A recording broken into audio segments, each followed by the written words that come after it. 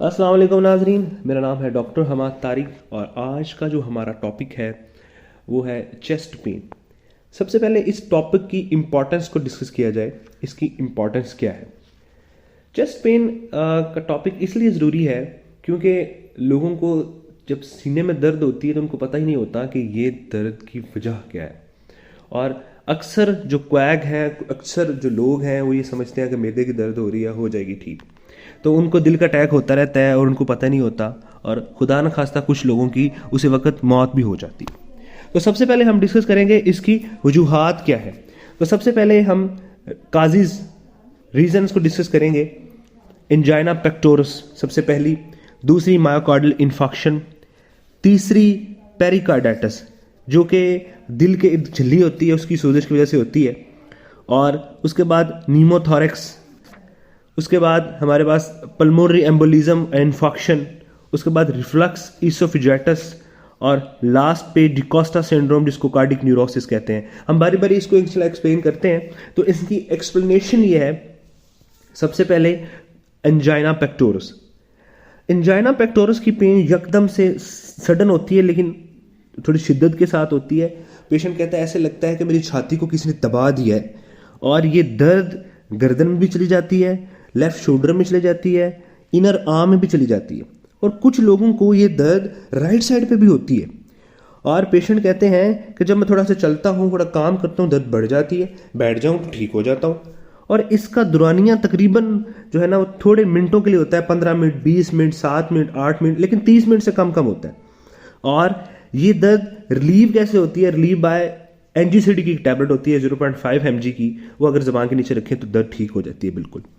तो इसको कहते हैं एंजाइना पेक्टोरस। ये भी दिल के अटैक की एक किस्म है। उसके बाद मायोकार्डियल इन्फाक्शन। इसका मतलब यह है कि दिल को खून की तरसील हो ही नहीं रही, और इसकी दर्द भी वैसी ही होती है जैसी एंजाइना पेक्टोरस में होती है, लेकिन ये बहुत ज़्यादा शिद्दत में होती है और इसका दौरानिया तकरीबन 30 मिनट से ज़्यादा होता है।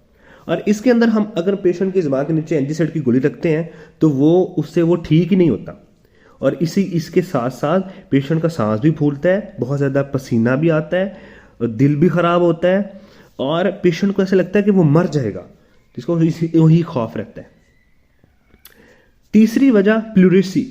प्लूरेसी क्या चीज़ है कि जो हमारा जो लंग्स हैं, फेफड़े हैं, उसके बाहर अल्लाह ताला ने एक झिल्ली रखी हुई है, उसकी सोजिश, इन्फ्लेमेशन हो जाती है। वो कब होती है? जब किसी पेशेंट को नमूनिया होता है, ठीक है, उसमें पेशेंट कहता है यकदम से मेरे सीने में दर्द हो रही है, लेकिन पहले पेशेंट बिल्कुल ठीक ठाक होता है, यकदम से थोड़ी सी कफ होती है तो यकदम कंप्लेन करता है कि सीने में बहुत शिद्दत में दर्द हो रही है, और जैसे मैं सांस लेता हूँ ना, और मुझे जैसे डीप ब्रेथ लेता हूँ, लंबा सांस लेता हूँ, तो मुझे दर्द होती है बहुत ज़्यादा, और साथ में बुखार भी होता है, खांसी भी होती है। और पेशेंट कहता है कि मैं बस जिस तरफ दर्द हो रही है उस तरफ लेट जाऊँ ना तो मुझे बड़ा सुकून हो जाता है। और इसके अंदर जब हम एंटीसाइड वगैरह रखते हैं तो वो रिलीव नहीं होती पेन। तो ये याद रखिएगा, ये तीसरी किस्म थी। चौथी किस्म है पेरिकार्डाइटिस। दिल के बाहर एक झिल्ली होती है जिसको पेरिकार्डियम कहते हैं, अगर उसकी इन्फ्लेमेशन हो जाए, उसकी सोजिश हो जाए तो उसको पेरिकार्डाइटिस कहते हैं। अब इसी की पेन भी सेम टू सेम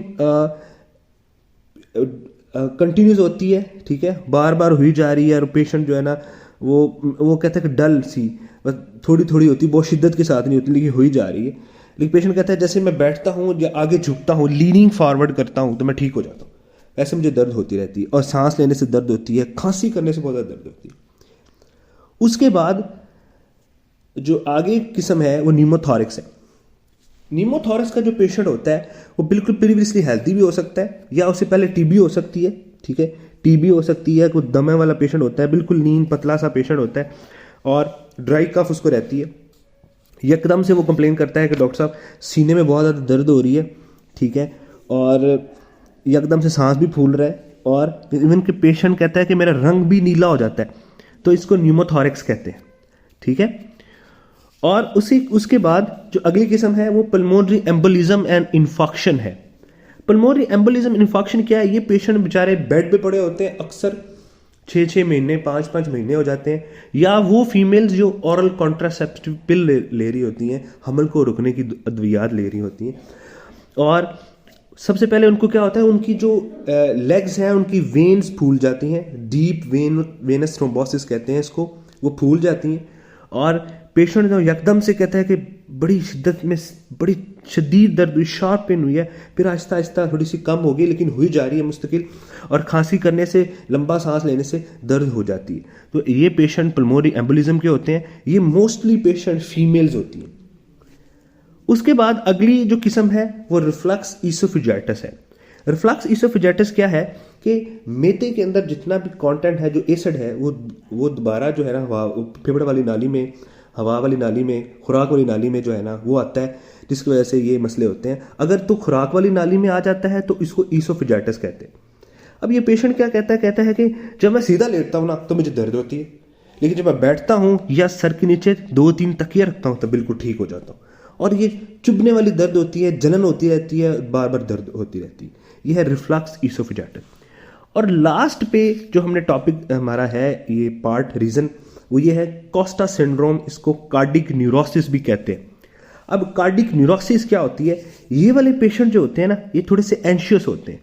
कोई किसी खबर सुन के या कोई यकदम से स्ट्रेस आ जाना, कुछ फैक्टर आ जाना स्ट्रेस का, ठीक है, तो वो यकदम से परेशान हो जाते हैं और उनका सांस फूलने लग जाता है, सीने में दर्द शुरू हो जाती है। और अक्सर ये कुछ लोग ऐसे भी होते हैं जिनकी फैमिली में किसी को करीबी रिश्तेदार को दिल का अटैक हुआ और उसको पता होता है कि ये दर्द किस तरफ होती है, तो वो ऐसे लोग भी होते हैं जो एंशियस होते हैं और छोटी छोटी बात पे परेशान हो जाते हैं बहुत ज़्यादा, उनमें ये मसला होता है। इसको हम Costa syndrome, D'Costa syndrome, cardiac neurosis कहते हैं। तो नाजरीन, इसी के साथ हमारा आज का ये टॉपिक ख़त्म हुआ। अल्लाह हाफिज़, मिलते हैं इंशाल्लाह नेक्स्ट वीडियो में एक नए टॉपिक के साथ। और नाजरीन, don't forget to like, comment and share this video, क्योंकि मैं हर वीडियो में ये बात का जिक्र करता हूँ कि लोगों को बताएं ये सारी चीज़ें, ताकि ज़्यादा से ज़्यादा लोग मुस्तफ़ीद हों, उनको पता लगे कि दिल की दर्द हो रही है, वो जल्दी से नियर बाय सेंटर में जाएं और अपना इलाज करवाएं और जल्दी से सेहतयाब हों। और हाँ नाजरीन, अगर आपको कोई क्वेश्चन हो, किसी स्पेसिफिक टॉपिक के बारे में जानना चाहते हो, तो आप कमेंट बॉक्स में मैसेज कर सकते हैं। तब तक के लिए इजाज़त दें। अल्लाह हाफिज़।